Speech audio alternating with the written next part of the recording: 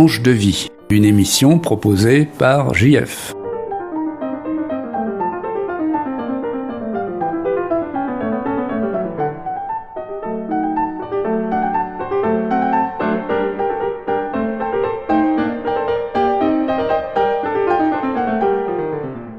Auditeurs de Tranche de vie, vous savez que notre émission est consacrée à faire parler des gens de leur passion. Et je suis aujourd'hui chez quelqu'un de particulièrement passionné, Jean-Marie, qui est radio-amateur. Je suis dans ce qu'on appelle, dans le langage de son art, un shack, c'est-à-dire son atelier ou son studio, qui est bourré de matériel les plus divers, d'écrans, d'émetteurs, bien entendu, tout ça est très impressionnant pour quelqu'un qui n'est pas du tout versé dans cette technique. Jean-Marie va nous en parler en faisant attention, j'espère, à ne pas être trop technique, parce que vous perdriez pied très rapidement, comme moi, mais vous allez voir que il est absolument extraordinaire de voir combien cette passion du radioamateurisme couvre de champs et de possibilités. Jean-Marie, bonjour. Bonjour. Est-ce que vous pouvez nous dire depuis quand vous avez été pris par cette passion ? Alors, j'ai été pris par cette passion, j'avais l'âge de 14 ans, la première fois que j'ai eu connaissance de ce hobby, et j'ai commencé à le mettre en pratique quand j'avais à peu près 22-23 ans, en m'achetant mon premier récepteur, pour lequel j'avais vendu ma voiture à l'époque, pour pouvoir m'acheter quelque chose de vraiment performant. Voilà. Et depuis, cette passion ne vous a pas quitté. Mais est-ce que votre formation initiale vous destinait à justement embrasser cette passion ? Ben non, pas vraiment, puisque j'étais électricien de formation, mais pour passer mon certificat d'opérateur, puisqu'il faut passer un certificat d'opérateur, voire deux même à l'époque, pour être radio-amateur, il fallait avoir des connaissances en électronique, et donc j'ai appris l'électronique par plaisir. Et puis ensuite, ça m'a suivi, puisque j'en ai fait ma vie professionnelle. J'ai travaillé dans l'informatique, dans l'électronique médicale pendant plus de 30 ans. Donc vous avez mené de pair votre activité professionnelle et votre passion qui était tout naturellement liée par les aspects techniques. Alors, est-ce que vous pouvez nous donner quelques aperçus sur l'évolution des techniques et puis aussi nous dire combien de personnes à peu près pratiquent ce loisir, puisqu'il faut bien appeler ça un loisir ? Alors on va commencer par la fin. Il y a environ, je crois, 15 ou 16 000 radioamateurs en France. C'est un peu en perte de vitesse par rapport aux autres pays comme l'Allemagne ou l'Angleterre. Il y a énormément de Japonais. Les Américains sont, je crois, de l'ordre de presque 1 million. C'est faramineux. Et chez nous, ça ne semble pas trop intéresser les jeunes. Pourtant, c'est un loisir qui est plein de choses nouvelles et qui a plutôt évolué au fil des temps, puisque moi, lorsque j'ai commencé, on était plutôt limité dans les moyens de communication en faisant soit de la téléphonie avec un micro, soit de la télégraphie, et c'était plutôt limité par rapport à tout ce que l'on peut faire maintenant, notamment avec l'informatique qui est venue se greffer sur la radio. Donc une quinzaine de milliers en France sur, si j'en crois les chiffres que j'ai consultés, à peu près 3 millions de pratiquants dans le monde à l'heure actuelle, dont les 2 tiers sont compris dans le Japon et les États-Unis. Donc ça fait effectivement en France une pratique qui est assez rare, assez peu répandue. Et comment expliquez-vous que les jeunes, justement, puisque cet aspect technique et les liens avec le numérique, avec l'informatique, que cette technique a prise, comment expliquez-vous cette désaffection des jeunes ? Je ne l'explique pas trop, mais je pense qu'il y a un manque de connaissances. Déjà, très peu de monde savent ce que c'est qu'un radioamateur. Souvent, ils disent « si vous faites de la CB », je dis « non, je ne fais pas de la CB, je fais du radioamateurisme, c'est quand même différent, c'est un loisir qui est encadré, pour lequel il faut avoir des connaissances, apprendre, mais qui est ouvert à tout le monde. Il y a des gens de toute profession, de tout niveau, qui sont radioamateurs. Après, on peut évoluer au fil des temps, mais c'est vrai que je pense que les jeunes n'y viennent pas par mes connaissances. Il n'y a pas beaucoup. J'ai vu un documentaire anglais là dans la semaine là où les gens prennent dans les écoles des jeunes pour les amener justement à découvrir ce loisir.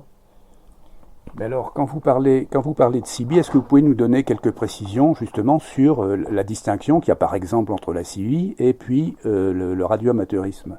Vous avez parlé d'encadrement, on va en parler plus en détail. Est-ce que la CB, par exemple, deux camions qui communiquent comme ça veut dire qu'il n'y a aucun encadrement? Bah, tout à fait. La CB, normalement, les gens sont limités, je crois, c'est à 4 watts. 4 watts sur la bande des 27 mégas. Quand on est radioamateur, on a droit jusqu'à 500 watts en HF sur plusieurs segments de bande, sur plusieurs segments de fréquences qui vous offrent des possibilités beaucoup plus diverses pour pouvoir trafiquer, sachant que quand vous trafiquez sur 3 mégas 5, c'est pas la même chose que sur 28 mégas et ainsi de suite. Donc on a beaucoup de bandes et on est autorisé à faire beaucoup plus de choses. Du point de vue légal, on a beaucoup plus d'ouverture. Qu'est-ce qui limite concrètement votre activité, si vous pouvez nous le dire dans les termes les plus accessibles possibles? Ce qui limite notre activité du point de vue échange, déjà, on n'a pas le droit de parler de politique, on n'a pas le droit de parler de religion. On doit se limiter normalement à des échanges techniques ou des échanges sur la météo qui peuvent bien sûr influencer les conditions de propagation et donc parler de choses techniques, des antennes, des émetteurs, des montages qu'on peut faire, des essais d'informatique, puisque l'informatique est liée à la radio. Donc la limite, c'est ce qu'on ne doit pas dépasser. Et après, le respect de la réglementation aussi. On a une réglementation qui nous donne des limites de bande, des limites de puissance et ainsi de suite. De ne pas brouiller, par exemple. On ne doit pas brouiller. Donc voilà, les limites, elles sont là, mais c'est quand même largement ouvert, disons. Alors, la transgression, elle peut se produire, et qu'est-ce qui se passe à ce moment-là? Y a des gens qui transgressent, apparemment, qui ne sont pas tellement pénalisés, mais ce que font les autres, finalement, ça n'intéresse pas tellement les radioamateurs.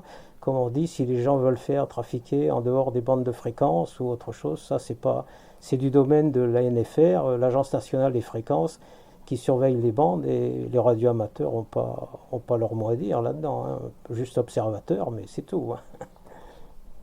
Est-ce qu'il y a des niveaux, des sortes de grades, qui sont reconnus officiellement dans la qualification des radioamateurs?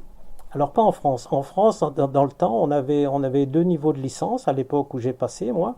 Il y avait deux certificats à passer. Il y avait un certificat de radiotéléphoniste et un certificat de radiotélégraphiste. Donc il fallait d'une part avoir des connaissances sur la technique, sur la réglementation, et en plus on avait une épreuve de Morse qu'on passait avec un examinateur et qui vous donnait droit à ce deuxième certificat. Depuis quelques années, comme la télégraphie a été abandonnée dans beaucoup de domaines, radio maritime et autres, le certificat de radiotélégraphiste n'est plus au point. Donc maintenant, il n'y a plus qu'une licence, c'est une licence unique.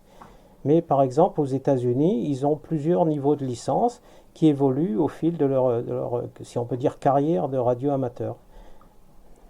Alors justement, vous venez de parler de Morse. J'ai lu quelque part que le Morse n'était plus utilisé, par exemple, en France. Enfin, la connaissance du Morse n'était plus exigée pour être licencié, alors qu'elle a été conservée dans d'autres pays. Comment est-ce qu'on peut interpréter ça? Je ne sais pas, le Morse a un avantage, je ne sais pas si les militaires ne pratiquent pas encore, parce que l'avantage du Morse, c'est qu'on peut faire du Morse avec des moyens très très simples. Simplement, par exemple, en faisant des étincelles, on peut communiquer. On peut communiquer simplement en faisant du bruit, par exemple. C'est un moyen très très facile, très simple de communication. De ce côté-là, il est performant. Donc, il y a beaucoup de pays qui ont conservé le Morse parce que c'est un moyen performant et qui permet de communiquer avec des moyens très restreints. Quand on fait de la téléphonie, si on a une panne de micro, on ne peut plus parler. En télégraphie, il suffit d'avoir une lame de scie et de clous, on arrive à faire un manipulateur, donc c'est beaucoup plus simple. Là, on retrouve la technique, mais alors un petit peu primitive. Mais Est-ce que maintenant vous pouvez nous donner une idée de des contacts, puisque je crois que c'est le nom employé, que vous avez, vous, Jean-Marie, radio amateur, dans le monde, et ce qui motive ces contacts? Alors, les contacts, actuellement, j'ai contacté 333 pays sur les 340 qu'il y a à contacter. Les pays qui me manquent sont la Corée du Nord, parce qu'il n'y a pas de radio amateur, et puis quelques îles rares comme Crozet, tout ça, où il y a, à part des pingouins, il n'y a personne. Donc il faut... Le Yémen, on m'a dit aussi. J'ai vu que le Yémen n'avait pas de radio amateur. Je crois que je regarde. Ça vérifier. Mais la Corée du Nord, oui, ça se comprend. Mais alors, là, vous dites 340 pays, mais je croyais qu'il y en avait que 200, un petit peu plus de 200. Non, il y a des pays qui sont... par exemple, San Marin, par exemple, c'est compté comme une entité à part. Le Vatican, c'est une entité à part. Ne serait-ce que pour donner ça. Monaco, c'est une entité à part. Donc il y a des pays comme ça. Et donc c'est actuellement le chiffre, c'est 340 pays. Donc vous les avez tous presque tous contactés. Et alors, comme vous le disiez tout à l'heure, essentiellement pour des échanges d'informations techniques?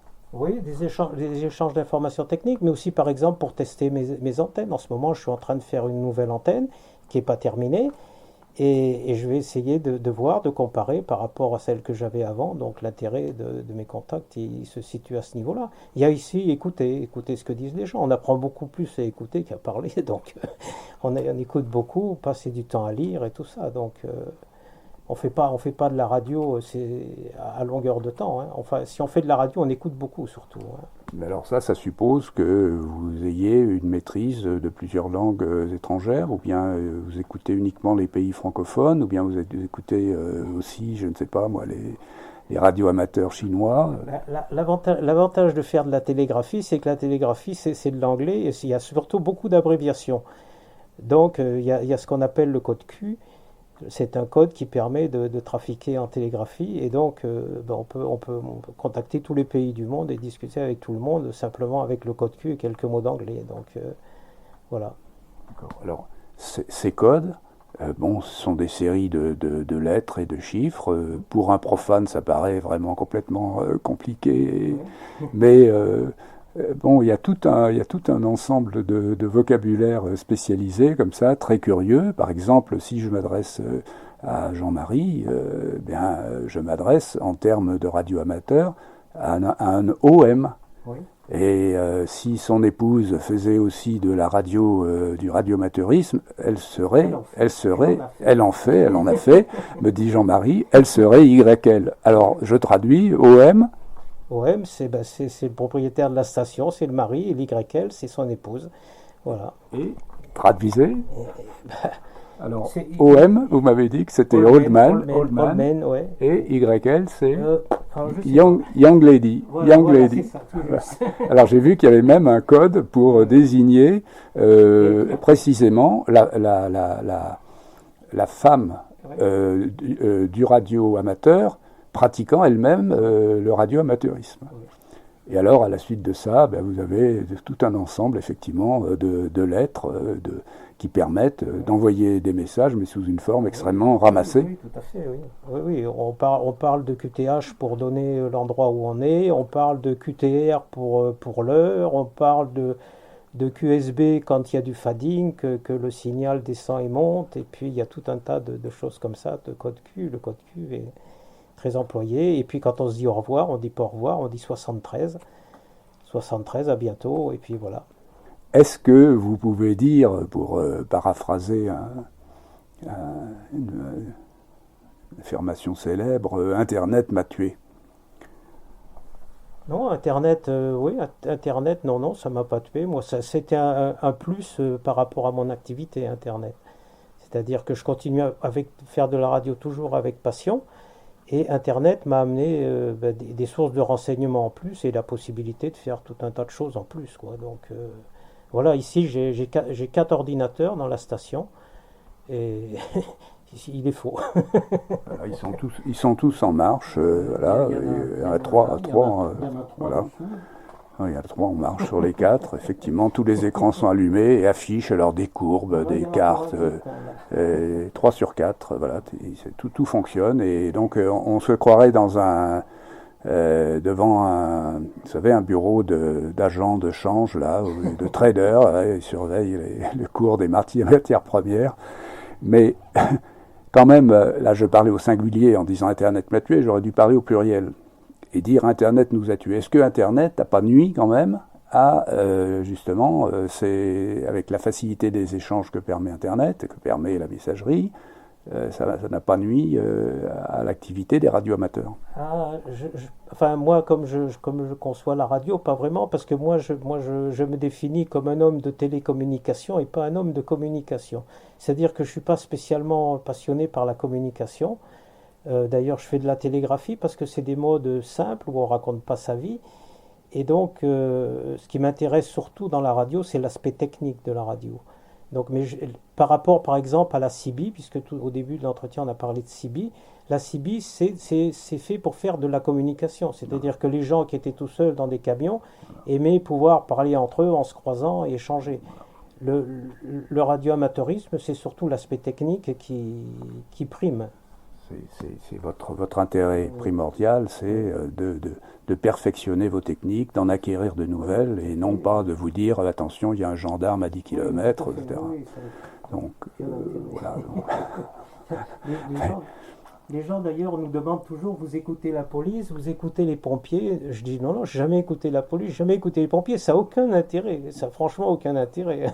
Oui, mais alors ça, est-ce que ça ne tient pas à l'image que les gens se font du radio-amateurisme, une image complètement périmée qui date d'une époque où on se disait qu'avec les moyens du radioamateurisme, on pouvait résoudre certains problèmes de communication parce que les autres moyens de communication n'existaient pas. Alors ça a été popularisé par des films, par la bande dessinée, et donc ça c'était quand même une réalité. Oui, mais à ce sujet-là, il y a des radioamateurs qui font partie de la DRASEC et qui sont mobilisés quand il y a des exercices, SATER ou autre chose. Il y a des gens qui se sont penchés sur ces problèmes-là et qui sont en relation avec la préfecture. Et donc, quand il y a des exercices, ils sont mobilisés. Ils peuvent être mobilisés à n'importe quel moment du jour et de la nuit, en cas d'appel, pour aller aider et compléter les services officiels. Parce que le cas échéant, en cas de catastrophe, par exemple, ou en cas de nécessité d'un sauvetage en mer particulièrement difficile, à ce moment-là, les autorités peuvent recourir aux radioamateurs? Oui, oui, si on est quand même à la disposition des autorités, si jamais le besoin se fait sentir. Je crois que maintenant, avec tous les satellites, toutes les liaisons, c'est de moins en moins vrai. Mais sur le plan local, par exemple, quand il y a un avion qui se crache ou un truc, des choses comme ça, ou par exemple sur des tremblements de terre où les moyens de communication locaux peuvent être abîmés, à ce moment-là, les radioamateurismes peuvent éventuellement intervenir et rendre service. Oui. Est-ce qu'il y a une communauté des radioamateurs au niveau national, au niveau régional? Est-ce que vous avez des collègues en Dordogne avec qui vous communiquez régulièrement? Est-ce que vous en avez en France? Bien entendu, vous avez communiqué dans 343 pays, donc je pense que vous avez contacté les gens, mais est-ce qu'il y a des associations, est-ce qu'il y a des fédérations qui connectent tout ça et qui font qu'il y ait un espèce de lien qui se crée? Oui, en France, il existe plusieurs associations. La plus ancienne, à laquelle je suis affilié, c'est le réseau des émetteurs français, qui existe depuis 90 ans, je crois, quelque chose comme ça. Donc une très ancienne association. Et il y a des réunions 2 fois par an. Je suis allé dernièrement, c'est pas vieux, la semaine dernière, il y avait une réunion sur Tours. Ça m'a permis de rencontrer un petit jeune à qui j'avais communiqué le virus de la radio. Je l'ai revu, ça faisait 40 ans qu'on ne s'était pas revu, donc il a 53 ans maintenant, il a 3 enfants, il est grand-père. On était très contents de se voir et de voir que, ma foi, il avait persévéré. Et donc, voilà, c'est des bonnes rencontres. Alors que vous ne vous étiez pas rencontrés Non, depuis que vous l'aviez initié non, à non, la... je savais qu'il avait continué dans la radio de façon un peu aléatoire parce qu'il avait la vie professionnelle et on s'était jamais rencontrés depuis. Donc voilà. Alors, j'ai lu aussi, et vous allez peut-être me le confirmer ou me donner des précisions, qu'il y avait des compétitions de radio amateurs. Oui.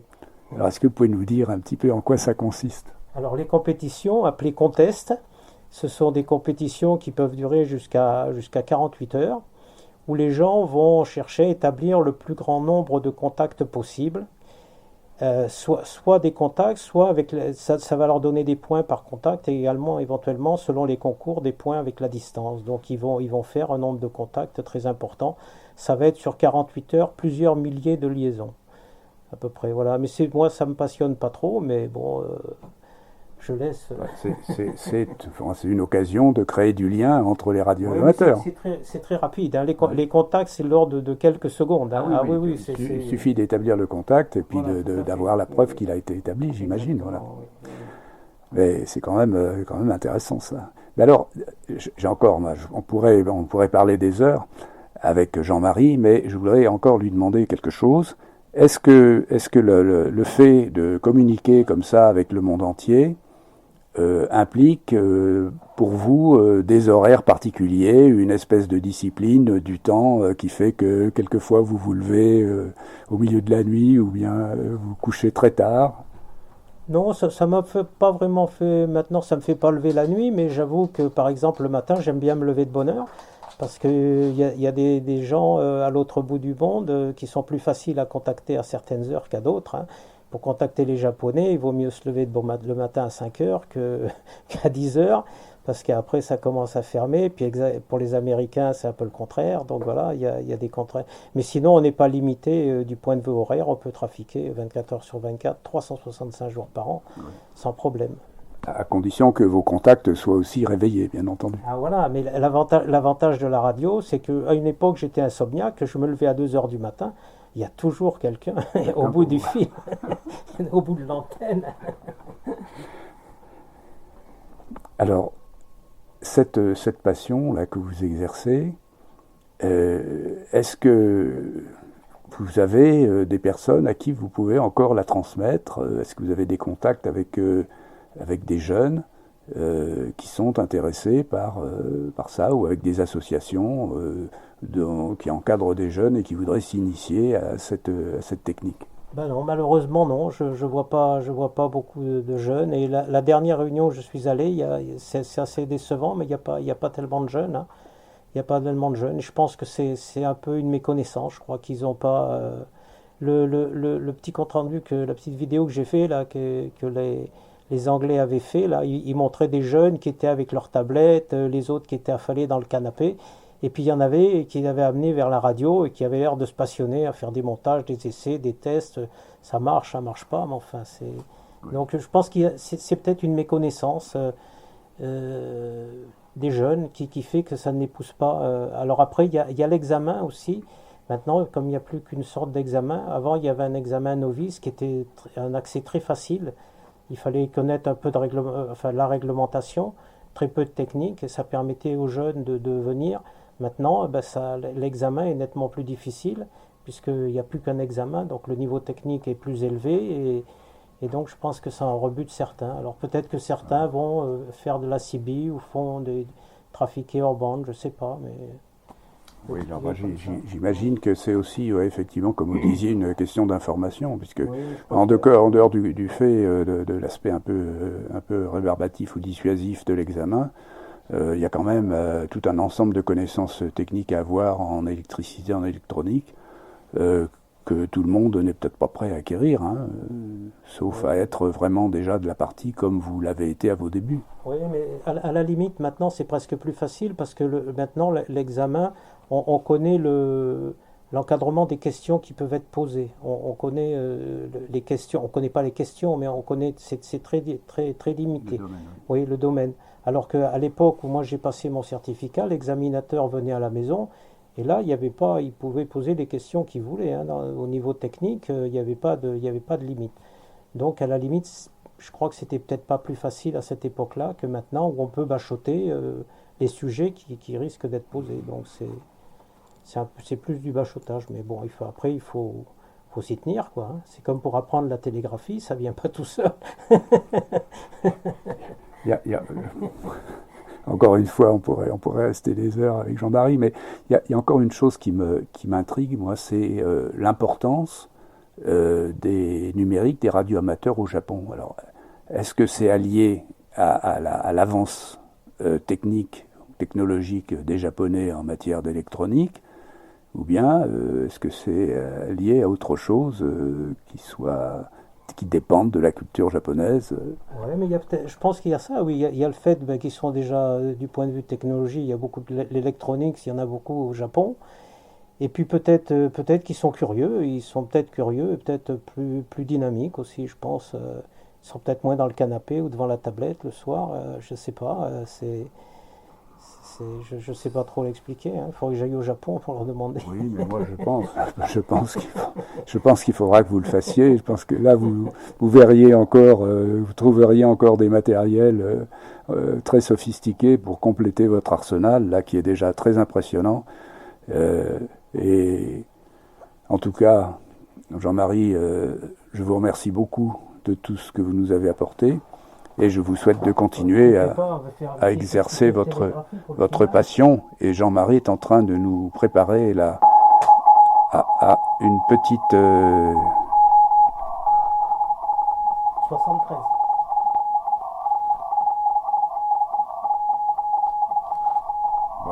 Voilà une petite conclusion sonore qu'il est capable à l'oreille de capter.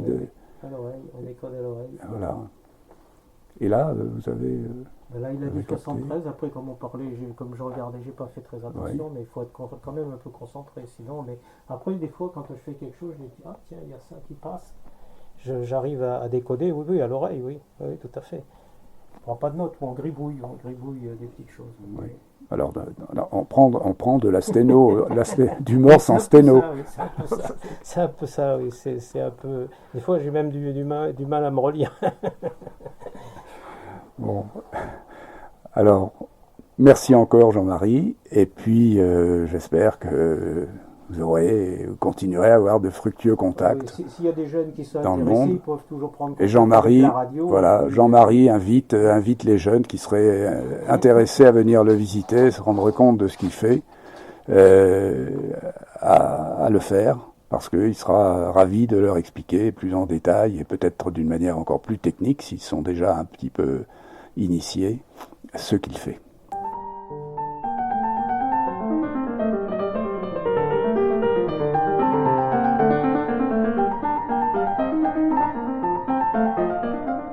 C'était Tranche de vie, une émission proposée par Jean-François.